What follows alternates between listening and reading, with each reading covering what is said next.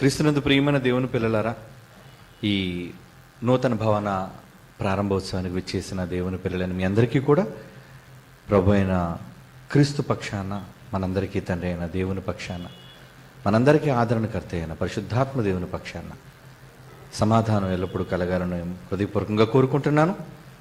మరి మొదటిగా దయతో రాజేంద్ర అన్న నన్ను క్షమించాలి. కారణం అన్నయ్య మా అందరికీ కోట్లు ఇచ్చాడు, ఈ కోట్లు కానీ అన్న నాకు ఇచ్చిన కోటు సరిపోకపోవడంతో నేను వేసుకోలేకపోయింది. అయితే క్షమించండి, లేదంటే వారితో పాటు సేమ్ అదే డ్రెస్ కోడ్ నేను మెయింటైన్ చేసి ఉండేవాడిని. దయతో నన్ను క్షమించండి. రైట్ ప్రియులారా, ఈ నూతన భవన ఆరంభోత్సవం సందర్భంగా ఒక టైటిల్ వాళ్ళకి ఇవ్వటం జరిగింది. అదంతా మీరు చదివినది, దేవుని నామ ఘనతను చాటేవి మందిరాల అని. అంటే దేవుని యొక్క నామం గొప్పగా కనబడాలి అంటే అది ఒకనాడు మందిరాలలో వాళ్ళు చూపించారు అనేది బైబిల్ చెప్పిన నిజం. కొద్దిసేపు మాట్లాడి నేను ముగిస్తాను, సమయం ఆలస్యమైంది.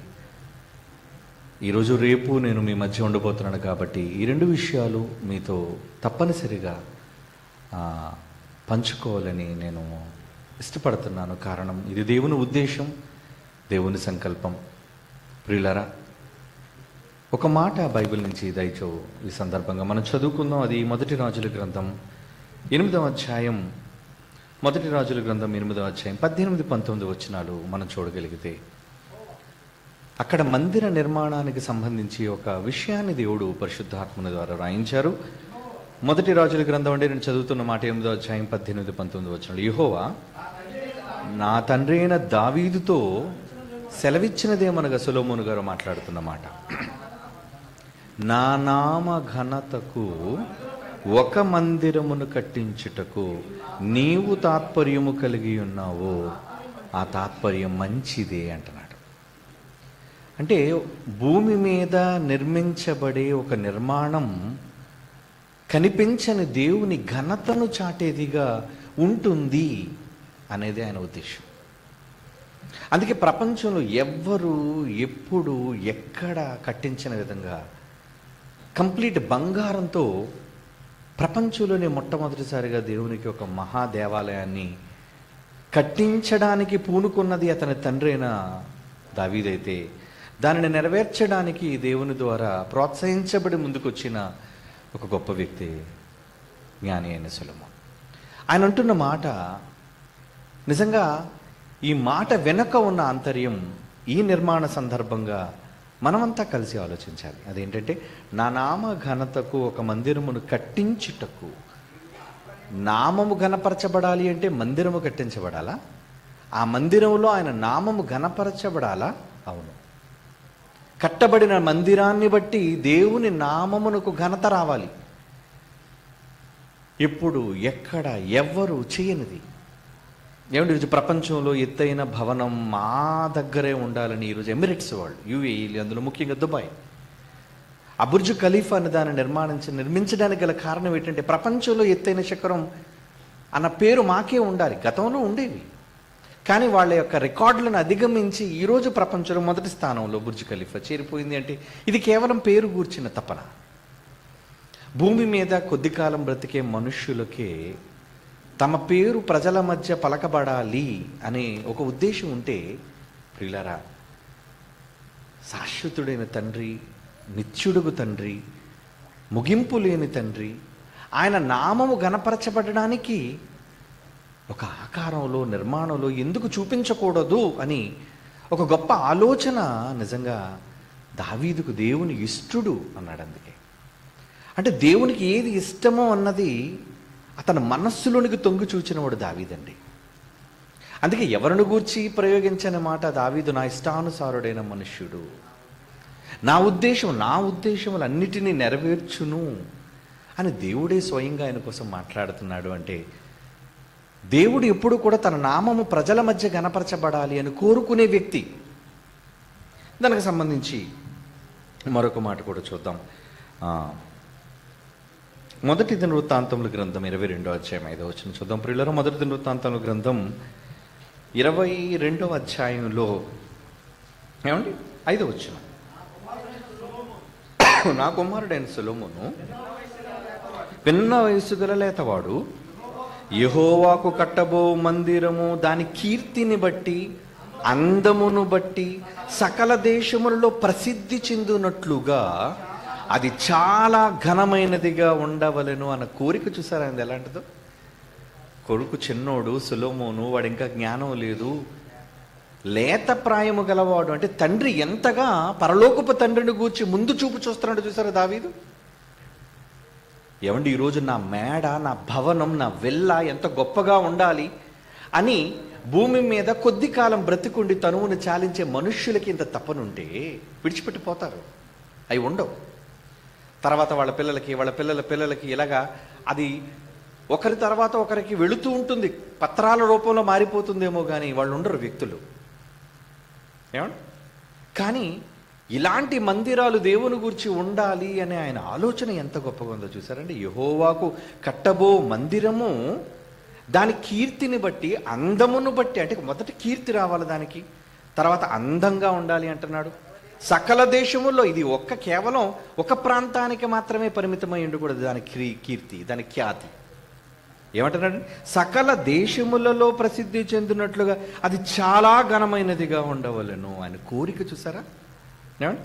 కాగా దాని వలన కావలసిన సాధన రాశిని సిద్ధపరచుదును, దానికి ఏం కావాలో నేను అంత సమకూరుస్తాను అని చెప్పి దావీదు తన మరణమునకు ముందు విస్తారముగా వస్తువులను సమకూర్చాడు. వాళ్ళు కూడా చచ్చిపోయే ముందు తల్లులు వాళ్ళు చాలా చేశారు కదండి. ఈ మందిర నిర్మాణం కోసం వాళ్ళు చాలా చేశారు ఆ తల్లులు. అలాగే చాలామంది చేశారు. మీ అమూల్యమైన కష్టాన్ని మరి ఈ నిర్మాణంలో మీరంతా ఉంచారు. అలాగే దావీదు కూడా ఒకరోజు ఉంచాడు. Very good. అదే రెండో దినవృత్తాంతాల గ్రంథానికి వెళదామండి. దేవుని మాటలు మనం నెమరు వేయాలి. ఆకలిని పక్కన పెట్టండి. అన్నిటికంటే ముఖ్యమైన దేవుని వాక్యం. యేసు ప్రభు 3 రోజుల వరకు వాడికి తిండి పెట్టకుండా వాక్యం చెప్పాడు. ఏమండి? కనుక భోజనం కోసం కంగారు పడకండి. దేవుని మాటలు విలువైనవి. ఓకే. రెండో దినవృత్తాంతాల గ్రంథం 2వ అధ్యాయం 9వ వచనంలో అంటున్నాడు, కాగా లెబానోను నుండి సరళ మ్రానులు, దేవదారు మ్రానులను, చందనపు మ్రానులను నాకు పంపము. నేను కట్టబో మందిరము గొప్పదిగాను ఆశ్చర్యమైనదిగాను ఉండును గనుక నాకు మ్రానులు విస్తారముగా సిద్ధపరచుటకే నా పనివారు మీ పనివారు కూడా పోవుదురు అంటున్నాడు. చూడండి, అంటే వాటి కోసం అమూల్యమైన వాటిని అన్న మాట్లాడుతూ, తమ్ముడు స్టేజ్ కోసం నేను దేవదారును సిద్ధం చేశాను అన్నాడు. Very good. ఈరోజు నేను నిలబడి మాట్లాడుతుంది ఒక దేవదారు మ్రాను మీద నిలబడి నేను మాట్లాడుతున్నాను. అంటే ఎందుకు అంటే దేవుని వాక్యము ప్రకటించబడేది ఇంత ఉన్నతమైనదిగా ఉండాలి. ఏమండి? ఇంత ధనం, ఇంత వ్యయం దేనికి అంటే దీని వెనక ఉన్న అర్థం, ఆ రోజు దేవుని మందిరం యొక్క దేవుని ఖ్యాతి ఆ మందిరం తెలపాలి అనేది వారి ఉద్దేశం. ఏమండి? ఇక మొదటి రాజుల గ్రంథంలో 8వ అధ్యాయం 42, 43 వచనాలు చూద్దాం. మొదటి రాజుల గ్రంథం. కిందన ఎవరు మాట్లాడుతున్నారు? నిశ్శబ్దంగా ఉండండి. శబ్దం వినబడకూడదు పైకి. నాకు కంట్రోల్ చేయండి వాళ్ళని. మొదటి రాజుల గ్రంథం 8వ అధ్యాయం 42, 43. నీ ఘనమైన నామమును గూర్చి, నీ బాహుబలమును గూర్చి, నీవు చాపిన బాహువు ప్రసిద్ధి గూర్చి విందురు. వారు వచ్చి మందిరము తట్టు తిరిగి ప్రార్థన చేసి ఆకాశమును నీ నివాస స్థలమందు నీవు విని పరదేశులు నిన్ను వేడుకొని ప్రకారము సమస్తమును అనుగ్రహించుము. అప్పుడు లోకములో భయభక్తులు కలిగి, లోకములో జనులందరూ నీ నామమును ఎరిగి, ఇశ్రాయేలులకు నీ జనుల వలె నీ యందు భయభక్తులు కలిగి నేను కట్టించిన ఈ మందిరముకు నీ పేరు పెట్టబడినని తెలుసుకుందరు. ఆయన పేరు పెట్టబడాలి. ఏమండి? ఇవన్నీ ఒకప్పుడు మందిర నిర్మాణం కోసం దేవుని నామ ఘనత రావాలి అని ఏమండి ఎంతగా వాళ్ళు తప్పించారో ఈ మాటలో మనకు అర్థమవుతుంది కదండి. అంటే ఆ మందిరాలకి దేవుని పేరు పెట్టబడింది. యెహోవా మందిరం, దేవుని మందిరం అని చెప్పబడింది. ఏమండి? ఇక ఆ రోజు ఉన్న మందిరాలు అవైతే క్రీస్తుకు ముందండి, క్రీస్తుకు ముందు. మరి క్రీస్తు వచ్చిన తరువాత మందిరం యొక్క అర్థాన్ని మార్చేశాడు ఆయన. మందిరాలు అన్న అర్థానికి ఆయన కొత్త తాత్పర్యాన్ని చెప్పాడు. అదేంటో తెలుసా? మనుష్యుల చేతులతో కట్టిన నిర్మాణాలు మందిరాలు కావు. మరి ఏంటి? నేను కట్టిన మందిరమైన మీ దేహం సజీవమైన మనుష్యులలో నేను ఉంటాను, అవి నేను నివసించే మందిరాలు అని దేవుడు చెప్పాడు. ఏమండి, అది మీకు తెలుసు. కొరింథీయులకు రాసిన మొదటి పత్రిక 3వ అధ్యాయం 16వ వచనంలో ఉందో. ఒకసారి ఆ మాట మరలా చదువుదాం, మనందరికీ తెలిసిన మాట అయినా. ఏమండి, కొరింథీయులకు రాసిన మొదటి పత్రిక 3వ అధ్యాయం 16వ వచనం. అక్కడ ఏమంటున్నాడండి? మీరు దేవుని ఆలయమై ఉన్నారని. ఆ రోజు దావీదు గారు కట్టించింది. దేవుడు అందులో ఉంటాడు అని ఆలోచనతో గొప్పదిగా, ఘనమైనదిగా, ప్రసిద్ధి చెందినదిగా కట్టించాడు. Very good. అది పూర్వకాలం. క్రీస్తు తదనంతరం ఏమంటున్నాడండి? మీరు దేవుని ఆలయమై ఉన్నారని, దేవుని ఆత్మ మీలో నివసించుచున్నాడని మీరెరుగరా అంటున్నాడు. చూడండి, అంటే ఈరోజు సజీవమైన ఆలయాలు ఇదిగో ఈ దేహాలు. ఆ రోజు దావీదు గారు కట్టించింది సొలొమోను ద్వారా ఒక మందిరం. దొంగలు వచ్చారు, కొల్లగొట్టారు. ఈరోజు అది లేదు భూమి మీద. కానీ భూమి ఉన్నంత వరకు ఎల్లప్పుడూ ఈ మందిరాలు, అంటే దేవుడు నివసించే మానవ దేహాలైన మందిరాలు, ఈరోజు ప్రపంచం అన్న ఎన్ని కోట్లు ఉన్నాయండి. ఆ కోట్లన్నీ కూడా దేవుడు నిర్మించిన మందిరాలే. అది మనుషుడైతే కట్టింది కాదు, అది మీకు తెలుసు. తల్లి గర్భమందు ఈ ఆకారం నిర్మించబడాలి అంటే ఏ శాస్త్రము నిర్మించలేదు, ఏ జ్ఞానము, ఏ విజ్ఞానము దానిని తయారు చేయలేదు, ఒక్క దేవుడు తప్ప. బికాజ్ ఆయన సృష్టికర్త, క్రియేటర్. తల్లి గర్భమందు మనుషుల ఆకారాన్ని, దేహాన్ని నిర్మితం చేసేది దేవుడు మాత్రమే. అందుకే ఈ దేవాలయంలో ఏ అవయవం పోయినా న్యాచురల్గా ఈ అవయవంలో మరల రాదు, ఎరువు తెచ్చుకోవాలి మనుషుల నుంచి, లేదా కృత్రిమమైన అవయవాలు బిగించుకోవాలి. అంత గొప్పతనం ఈ దేహానికి, ఈ మందిరానికి ఉంది. అంటే ఆ రోజు కట్టిన నిర్మాణానికి, మందిరాలకి ఆ మహిమ, ఆ ఖ్యాతి, ఆ ఘనత గొప్పగా ఆపాదించారు వాళ్ళు, చూపించారు. మరి ఈరోజు దేవుడు కోరుకుంటున్నట్లుగా మనమే మందిరాలుగా మనం ఉన్నాము. మరి దీనికి మహిమ ఎలా? ఆ రోజు ఆ మందిరానికి ఆయన పేరు పెట్టాడు, మరి ఈరోజు మనకు పేరు పెట్టాడా? పెట్టాడండి. చదువుతూ ఒక మాట, యెషయా గ్రంథం 43వ అధ్యాయం 7వ వచనం చూడండి. యెషయా గ్రంథం 43వ అధ్యాయం 7వ వచనం. నా మహిమ నిమిత్తము నేను సృజించిన వారిని, నా నామము పెట్టబడిన వారందరినీ తెప్పించుము. ఏమంటున్నాడంటే దేవుడు? నా నామమును, నా మహిమ నిమిత్తం అంటున్నాడు. చూడండి, ఇప్పుడు మహిమ ఎందులో ఉంది? నిర్మాణాల్లో లేదండి, బుర్జ్ ఖలీఫాలో లేదు, బంగారంతో కట్టించే కట్టడాలలో లేదు, ఉండదు. ఎందుకంటే అవన్నీ దేవుడు మాట వలన కలుగు చేసినది. వజ్రాలైనా, వైఢూర్యాలైనా, వెండి అయినా, బంగారమైన, భూమి మీద ఎంత వెలగలిగిన వస్తువైనా కావచ్చు, it is all made by the word of God. Only ఒక మాట. బట్ ఇది తన స్వహస్తాలతో నిర్మించిన దేహం. ఆయన అన్నాడు బైబిల్లో, నేను తల్లి గర్భములో నా స్వహస్తాలతో మిమ్మల్ని అందరినీ నిర్మించాను. ఇది ఆయన స్వయంగా చేసిన మందిరం. మరి ఆ మందిరానికి ఎవరి పేరు అంటున్నాడు? ఇప్పుడు ఈ మందిరం ద్వారా ఎవరికి మహిమ కావాలంటున్నాడండి? నా మహిమ నిమిత్తం. నా మహిమ అంటున్నాడు. చూడండి, ఒకప్పుడు సొలొమోను కట్టించిన బంగారు దేవాలయం ద్వారా మహిమ. ఏమండి, ఇప్పుడు నా మహిమ నిమిత్తము నేను సృజించిన వారిని. నేను సృజించిన ఆలయాన్ని కాదండి, నేను సృజించిన కట్టడం కాదండి, నేను సృజించిన ఈ ఆకారం కాదండి, మానవ దేహం. మన కోసం చెప్తున్నాడు దేవుడు, మన కోసం. ఏమంటున్నాడు ఆయన? నా మహిమ నిమిత్తము నేను సృజించిన వారిని, నా నామము పెట్టబడిన వారందరినీ. ఆ రోజు ఆలయానికి పెట్టారు నా పేరు, నాకు నచ్చలేదు. ఈరోజు నా పిల్లలకే నా పేరు పెడుతున్నాను. మీరే నా ఆలయం అంటున్నాడు, మీరే నా నిర్మాణం అంటున్నాడు. ఆ రోజు సొలొమోను కట్టించిన బంగారు దేవాలయం ప్రపంచ దేశాల్లో మారుమోగిపోయిందండి. ఎవడో కట్టించలేదు, గొప్ప దేవాలయం అట, బంగారం ఉందండి అంటే ఎంతమంది రాజులు దండెత్తారు దాని మీద. అందుకే దాని మీద రాతి మీద రాయి కూడా లేకుండా మొత్తం అందులో ఉన్నదంతా సొమ్ము అంతా కూడా కొల్లగొట్టేశారు. కానీ ఇది కొల్లగొట్టలేని ఒక గొప్ప సంపదతో కూడిన ఒక మహా దేవాలయాన్ని, ఒక మహా ఆకారాన్ని దేవుడు చేశాడు స్వయంగా. ఆయన పేరు మనకు పెట్టాడు. ఆయన కీర్తి నిమిత్తం అని అంటున్నాడు. చూడండి ఆ మాట, నా మహిమ నిమిత్తము నేను సృజించిన వారిని. అంటే ఈరోజు దేవుని మహిమ కనబడవలసింది ఎందులో మీరు చెప్పండి? నిర్మాణాల్లో కాదండి, మనలో. అంటే మనలో ఉన్నప్పుడే మన ద్వారా వీటన్నిటికీ రూపకల్పన జరుగుతుంది. మనం గొప్పగా ఊహించిన నాడు, మనం గొప్పగా పనిచేసిన నాడు. ఏమండి, ఈరోజు ఈ నిర్మాణం ఎంత చక్కగా అందంగా ఉందంటే ఎవరు చేశారండి ఇదంతా? పిల్లలు. వాళ్ళ చేతులు, వాళ్ళ ఆలోచనలు, వాళ్ళ కష్టం, వాళ్ళ త్యాగం, వాళ్ళ వలన ఇది నిర్మాణం అయింది. వాళ్ళు లేకపోతే ఈ ఆకారం లేదు. ఈరోజు మీరు చూస్తున్న ఈ ఘనమైన ఆకారం కనబడిందంటే కారణం దేవుడు చేసిన ఘనమైన ఆకారాలు వాళ్ళు గనుక, వాళ్ళు తలంచారు గనుక, వాళ్ళు శ్రమించారు గనుక, వాళ్ళు దాతలుగా దానం చేశారు గనుక, వాళ్ళు త్యాగాలు చేశారు గనుక, అందుకేనండి ఈ నిర్మాణం ఎంత గొప్పగా కనబడుతుంది. అంటే దేవుని నామఘనత కొరకు మందిరం గొప్పగా కనబడాలి అని ఆ రోజు దావీదు సంకల్పం, అతని కుమారుడైన సొలొమోను సంకల్పం అయితే దేవుడు దానికి పొంగిపోతే మెచ్చుకున్నాడు, బడా అన్నాడు, సభాష్ అన్నాడు. మరి ఈరోజు ఆ దేవుని కోసం మందిరాలుగా పిలువబడే మనం ఎలాంటి ఆలోచనలు చేస్తున్నాం? ఒక మంచి ఇల్లు కట్టుకుందాం అనుకుంటున్నావా? ఎకరాల పొలం సంపాదించుకుందాం అనుకుంటున్నావా? బ్యాంకుల్లో బ్యాలెన్స్ వేద్దాం అనుకుంటున్నావా? ఏమండి? లేదా కారులు, మేడలు, వీటిని మనం సంపాదించుదాం అనుకుంటున్నావా? కాదండి. అవేవి దేవునికి మహిమకు తేలేవు, అవేవి దేవునికి కీర్తిని ఆపాదించవు. అలా రావాలి అంటే అది మీలో, మనలో, మనందరిలో ఉందండి. అందుకే ఆ పేరు మనకు పెట్టాడు అంటున్నాడు కదా, ఈ పేరు మనకే పెట్టాడు, అందుకే ఆ పేరు. ఏమండి?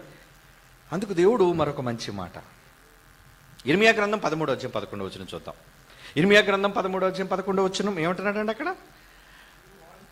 నాకు కీర్తి స్తోత్ర మహిమలు కలుగుటకై వారు నాకు జనముగా ఉండునట్లు. అబ్బా, ఈరోజు దేవుడికి కీర్తి రావాలన్నా, స్తోత్రం కలగాలన్నా, మహిమ రావాలన్నా ఎవరి వల్లనట? వారు నా జనులుగా జనముగా ఉండునట్లు. మీ వలనట. కట్టబడిన మందిరం వలన నాకు కీర్తి అక్కర్లేదంటున్నాడు. కట్టబడిన ఆలయాలు, ఆకారాల వల్ల నాకు అక్కర్లేదు. అంటే ఆకారాలు గొప్పగా కనబడాలన్నా, దాన్ని గొప్పగా తీర్చిదిద్దే దేవాలయాలుగా నేను మలుచుకున్న మీరు, జనం, మీరు ఆయనకు కావాలంటున్నాడు. చూడండి, అర్థమైందో లేదా మాట? మరలా చెబుతున్నాను. నా కీర్తి స్తోత్ర మహిమలు కలుగుటకై వారు నాకు జనముగా ఉండునట్లు. అంటే మనం ఆయనకు కీర్తి తీసుకురావాలి, మనం ఆయనకు స్తోత్రాన్ని కలుగు చేయాలి. అందుకే మనందరికీ తెలిసిన ఒక మాట, ఎఫ్సీలకు రాసిన పత్రిక 1వ అధ్యాయం 4వ వచనం నుంచి చూద్దామండి. ఎఫ్సీలకు రాసిన పత్రిక, ఏమండి, 1వ అధ్యాయం చాలాసార్లు మనం చదువుకున్నాం కదా. ఏంటి ఆ మాట? ఎట్లనగా తన ప్రియుని యందు తాను ఉచితముగా మనకు అనుగ్రహించిన తన కృప మహిమకు కీర్తి కలుగునట్లు. అంటే ఆయన కృప అన్నా, మహిమన్నా, కీర్తి కలగాలన్నా ఎవరి వలనటండి? తన ప్రియుని యందు తాను ఉచితముగా మనకు అనుగ్రహించాడు. మనకివ్వబడింది అధికారం, మనకివ్వబడింది అవకాశం. అంటే దేవుని నామ ఘనతను చాటేవి మందిరాలు ఆ రోజైతే, ఈరోజు దేవుని నామ ఘనతను చాటవలసిన మందిరాలు ఏవి? మీరేనండి, మనమేనండి. ఎలా చాటుతారు? ఇప్పుడే అన్నారు కదా జాన్సన్ గారు, దేవుణ్ణి ఏం చూపించాలన్నా గొప్పగా చెయ్యాలి.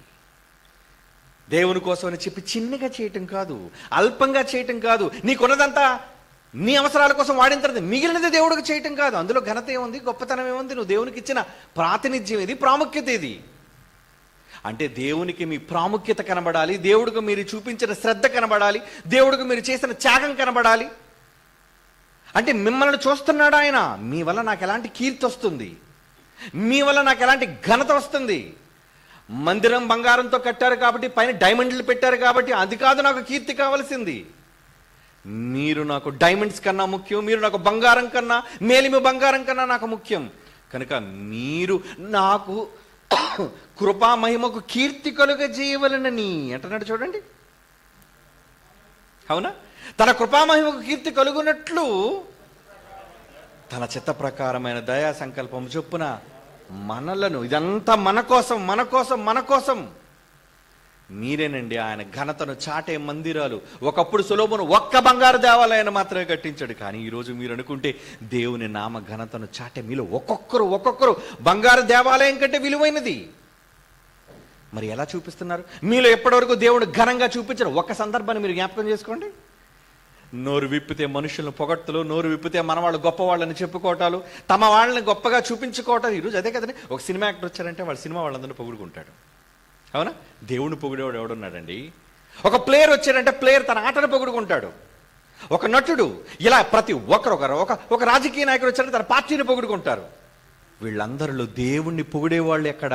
వీళ్ళందరిలో దేవుని గొప్పగా చూపించేవాళ్ళు ఎక్కడ? చెప్పండి. అది ఎవరి వల్ల సాధ్యమో తెలుసా? మీ వల్ల, మన వల్ల. దేవునికి కీర్తి కలగాలి అంటే మనం చూపించాలి దేవుని గొప్పగా ప్రపంచంలో. అంత గొప్పగా చూపించే గొప్ప భాగ్యాన్ని దేవుడు మీకు ఇచ్చాడు. అంటే మీరు దేవుణ్ణి నమ్మినందుకు మీ జీవితంలో మీకు ఇచ్చిన 60, 70, 80, 100 ఏళ్ల వయస్సులో ఎన్నిసార్లు మీరు దేవుణ్ణి ఖ్యాతిని మీరు చూపించారు, దేవుణ్ణి ఘనపరిచారు, దేవుని ఉన్నతంగా సమాజంలో మీరు చూపించగలిగారు. ఇది చేయకపోతే మీ బ్రతుకు వ్యర్థం అండి. మళ్ళా చెప్తున్నాను, ఇది చెయ్యకపోతే మీ దగ్గర కోట్ల రూపాయలు ఉన్నా, మీ దగ్గర ఆరోగ్యం ఉన్నా, మీ దగ్గర చుట్టూ మీ కుటుంబ సభ్యులు ఉన్నా, ఆస్తులు ఉన్నా నిష్ప్రయోజనం. అక్కర్లేదు అవి. అది కేవలం మీరు జీవించినంత కాలం మీ పేర్లు ఫోటోలుగా గొప్పగా కనబడడానికి మాత్రమే. చూడండి, రోడ్డు అంటూ వచ్చినప్పుడల్లా ప్రతి వాళ్ళు ఫ్లక్స్లు. ఎందుకు? వాళ్ళ పేరు కనబడాలి, వాళ్ళ ముఖం కనబడాలి. ఏమంటే దేవుణ్ణి గణపరిచే వాళ్ళు ఎవరండి వీళ్ళలో? అందరూ తన గొప్పను, తమ ఖ్యాతిని, తమ కీర్తిని చాటుకునేవాళ్ళు. నేనెంత. అసలు నువ్వు ఉండడానికి నీ వెనక దేవుడున్నాడే, ఆయన గురించి నువ్వు ఎంత చెబుతున్నావు? అనుభవించే గాలి ఎవరిది? అనుభవించే నేల ఎవరిది? ఏమండి, అనుభవించే నీ ఆరోగ్యం ఎవరిది? ఇవన్నీ ఆయన వలన నీకు ఇవ్వబడ్డాయి. ఏమంటే దేవుడు లేకుండా ఈ ప్రకృతి ఉందా? దేవుడు లేకుండా ఈ విశ్వం ఉందా? లేదే. ఈ రోజు నువ్వు ప్రతి క్షణం, ప్రతి గడియ నువ్వు బ్రతుకుతున్నావు అంటే అది ఆ దేవుని వలన. ఆయన వలనే ఊపిరి పీలుస్తున్నావు నువ్వు, ఆయన వలనే 5 వేళ్లతో ఒక ముద్దను నువ్వు మింగగలుగుతున్నావు, ఆయన వలన నువ్వు ఆరోగ్యంగా ఉదయాన్ని లేవగలుగుతున్నావు. ఎంత దేవుని వలన పొందిన నీవు దేవునికి తెచ్చే కీర్తి ఏంటి? ఉదయాన్నే లేస్తున్నావు, నీ గొప్పల కోసం బయటికి పోతున్నావు. ఉదయాన్నే లేస్తున్నావు, నీ కుటుంబం కోసం, నీ అవసరాల కోసం వెళ్ళిపోతున్నావు, నీ జీవితాన్ని అంతా వ్యర్థం చేస్తున్నావు వాటి కోసం. అందుకే ఇచ్చాడు ఈ ఆలయాన్ని, ఈ మందిరాన్ని అందుకే ఇచ్చాడు. సిగ్గుపడాలరా. ఎవరినో మనుషులు పొగట్టడం కోసం, ఎవరినో గొప్పగా మనలో మనం గొప్ప చేసుకోవడం కోసం కాదండి దేవుడు మనకి జీవితాన్ని ఇచ్చింది. మీరంతా మీ బ్రతుకులలో దేవుడు మందిరాలుగా మీలో ఉంటానన్నందుకు మీ మందిరాల ద్వారా దేవుడికి ఎటువంటి ఘనత, ప్రభావములు చూపించగలుగుతున్నారు, తేగలుగుతున్నారు, ప్రకటించగలుగుతున్నారు? చెప్పండి. చేయాలి, దేవుని కోసం చేయాలి. అందుకే దేవుడు ఒక మాట అంటున్నాడు, ఎలా చూపిస్తాం, ఎలా చూపించాలి? మన ఖ్యాతిని, మన ఘనతను, దేవుని యొక్క గొప్పతనాన్ని ఎలా చెప్పాలి అంటున్నాడంటే యేసుప్రభు వారు అన్నారు. చూడండి, మత్తయి రాసిన సువార్త 5వ అధ్యాయం 16వ వచనం. మత్తయి రాసిన సువార్త 5వ అధ్యాయం 16వ వచనంలో ఏమంటున్నాడు చూడండి. మనుషులు మీ సత్క్రియలు, మీరు చేసే పనులు. ఏం పనులు? ఎవరి కోసం? రాజేంద్ర గారు మందిరం కట్టించారు. దేనికోసం? ఆయన ఇల్లు కాదండి ఇది. రాజేంద్ర గారు కట్టించింది ఆయన కోసం. ఆయన పడుకోడు ఇందులో. ఇక్కడ ఇప్పుడు దేవుని మాటలు వినిపించబడాలి. అలా వినిపించబడాలి అంటే ఏదో చిన్న రేకులు, ఒకప్పుడు నేను కొన్ని సంవత్సరాల క్రితం ఒక చిన్న రేకుల షెడ్ ఉండేదండి. ఏం దాంతో సర్దుకోవచ్చుగా? అలా ఉంటే చాలుగా? దేవునికి అందులో ఉంటే చాలుగా? లేదు, ఇది చాలా గొప్పగా కనబడాలి, ఉన్నతమైనదిగా కనబడాలి, ఎత్తైనదిగా కనబడాలి. అవునండి, అందుకే ఈ నిర్మాణం. దేవుడు గొప్పగా చూపించాలనుకునే మనస్సు ఆయనలోను, ఆయన పిల్లలలోను, ఆయన సంఘస్థులలోను వచ్చింది గనుకని ఆకారం కనబడుతుంది. మరి మీ అందరిలో నా ఇల్లు గొప్పగా ఉండాలి, నా వాళ్ళు గొప్పగా ఉండాలి, నా ఒళ్ళు గొప్పగా ఉండాలి, నా కీర్తి గొప్పగా ఉండాలి. ఎప్పుడు మీకోసం మీరు ఆలోచిస్తున్నారు. కానీ దేవుడు ఇక్కడ ఏమంటున్నాడు చూడండి. మనుష్యులు మీ సత్క్రియలు చూచి పరలోకమందున మీ తండ్రి ఆయన మీ తండ్రిని మహిమపరుచున్నట్లు వారి ఎదుట మీ వెలుగు. మీ వెలుగు అంటే లైట్ వేయడం కాదండి. మీ జీవితంలో మీరు దేవుని కోసం చేసే పనులే మీ వెలుగు. నేను దేవుని కోసం ఏం చేశాను, దేవుని కోసం ఎన్ని త్యాగాలు చేశాను, దేవుని కోసం ఎన్ని నిర్మాణాలు చేపట్టాను, దేవుని ఎంత గొప్పగా ఈ ప్రపంచానికి చూపించాను, ఎన్ని లక్షల కోట్ల మంది మధ్య దేవుని గురించి గొప్పగా మాట్లాడాను. మీరు నమ్మరండి, దేవుని గురించి ప్రజల మధ్య, వేల మంది ప్రజల మధ్య మాట్లాడుతుంటే పొంగిపోతుంటానండి. నా తండ్రి కోసం నేను ఎంత గొప్పగా మాట్లాడుతాను, నేను ఫీల్ అవుతుంటాను ఎప్పుడు. అది అలా మాట్లాడేటప్పుడు కూడా ఎవరిని లెక్క చేయను. వాడు ఎంత పెద్దవాడైనా, వాడు ఎంత కఠినుడైనా, ఐ డోంట్ కేర్. కారణం ఏంటంటే అని అంటున్నాడు చూసారా, తమ్ముడు భయం లేకుండా మాట్లాడుతుంటే ఎవరికి భయపడాలి, దేనికి భయపడాలి చెప్పండి? ఎవరో ఏదో చేస్తారని, ఎవరో మన కీడు తలపెడతారని ఎవ్వరికి తలదించేదిలే. మన వెనక మన తండ్రి ఉన్నాడు, ఆయన గొప్ప చెయ్యాలి. ఈ జీవితం ఆయన వలన వచ్చింది, ఈ ఊపిరి ఆయన వలన ఉంది, నేను తింటున్న ఆహారం ఆయన దయ వలన నాకు దక్కుతుంది. అలాంటప్పుడు ఆయన చూపించకపోతే నా బ్రతుకెందుకండి? నా బ్రతుకు నాకు శరీర సంబంధమైన తల్లిదండ్రులు కనపరచడం కాదు. ఓకే, ఆయన చాలా గొప్పవాళ్ళు, ఎందుకంటే వాళ్ళు నాకు దేవుణ్ణి చూపించారు. నా తండ్రి జైశాలి పీడి సుందరరావు కానివ్వండి, నా తల్లి ఎస్తేర్ రాణి కానివ్వండి, వాళ్ళిద్దరు దేవుణ్ణి నాకు పరిచయం చేశారు, దేవుణ్ణి చూపించారు. మరి మీరు ఎవరిని చూపించగలుగుతున్నారు మీ జీవితంలో? ఎవరిని ఘనపరచగలుగుతున్నారు మీ జీవితంలో? చెప్పండి. ఆయన నామ ఘనతను చాటేవి మీరు మందిరాలుగా మీరు చెయ్యాలి. అది మీ సత్క్రియలు అంటున్నాడు. చూడండి, అది మీ సత్క్రియలు. దేవుడు ఇంకొక మంచి మాట చెప్పాడండి. మీరంతా కలిసి ఏమని అన్నాడు తెలుసండి? ఎఫ్సీలకు రాసిన పత్రిక 2వ అధ్యాయం చూడండి ప్రియులారా. ఎఫ్సీలకు రాసిన పత్రిక 2వ అధ్యాయం, ఎఫ్సీలకు రాసిన పత్రిక 2వ అధ్యాయం 20వ వచనం చూడండి ప్రియులారా. 20వ వచనం, క్రీస్తు యేసే ముఖ్యమైన మూలరాయి ఉండగా అపోస్తలులు ప్రవక్తలు వేసిన పునాది మీద మీరు కట్టబడ్డారు. ఇప్పుడు మందిరం ఎవరు? ఒక్కడే కాదు, నేను ఒక మందిరం, నాతో పాటు మీరందరూ ఏమండి? క్రీస్తు యేసే ముఖ్యమైన మూలరాయి ఉండగా అపోస్తలులు ప్రవక్తలు వేసిన పునాది మీద మీరు కట్టబడి ఉన్నారు. ప్రతి కట్టడము ఆయనలో చక్కగా అమర్చబడి ప్రభువునందు పరిశుద్ధమైన దేవాలయం ఒకటకు వృద్ధి పొందుచున్నది. డెవలప్ అయిపోతుంది. ఏంటంటే ఒకప్పుడు రాజేంద్ర గారు చిన్న రేకుల షెడ్లు ఉండేది. ఇప్పుడు ఏంటి 3 అంతస్తుల భవనం. అభివృద్ధి. ఎలా? లోక సంబంధంగా డబ్బులు సంపాదించే అభివృద్ధి కాదు అది, దేవుని ఘనపరిచే అభివృద్ధి అది. ఆయన ఉద్యోగం ఎవరి దగ్గర చేస్తున్నారు? దేవుని దగ్గర ఆయన ఉద్యోగి.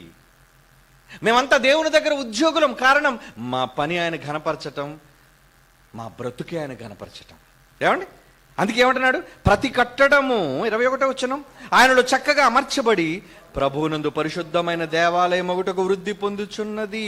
ఆయనలో మీరు కూడా ఆత్మ మూలముగా దేవుని నివాస స్థలమైండుటకు కట్టబడుతున్నారు. మీరంతా కట్టబడుతున్నారు. పిల్లలు బొమ్మ చేసినప్పుడు నాకు చాలా నచ్చిందండి. ఏమంటే ఇటుకలు పేర్చినప్పుడు గోడలు ఎలా పేరుస్తాండి? ఇటుక మళ్ళీ 2 ఇటుకల మధ్యన ఒక ఇటుక. మా ఫొటోస్ కూడా వేసేటప్పుడు అలాగే వేశారండి వాళ్ళు. ఏమండి? ఏరా ఫోటో చూపించండి ఒకసారి అంటే దానికి ఒక పేరు పెట్టారండి, జైశాలి టీమ్ అని. ఓకే అదిగోండి మీకు కనబడాలని నేను అంటున్నాను. అంటే చూసారు, ఇటుకలు పేర్చినట్లుగా మా తండ్రి జైశాలి గారి కిందన ఒక ఇటుకగా అయితే ఆయన పక్కన ఒక ఇటుక, ఆయన మీద ఒక ఇటుక, ఆయన మీద ఒక ఇటుక. ఇదంతా ఏంటి? ఎక్కడ ఉన్నా, ఏ ప్రాంతంలో ఉన్నా మేమంతా దేవుని మందిరంగా కట్టబడేవాళ్ళం, కట్టబడాలని ఆశపడుతున్న వాళ్ళం.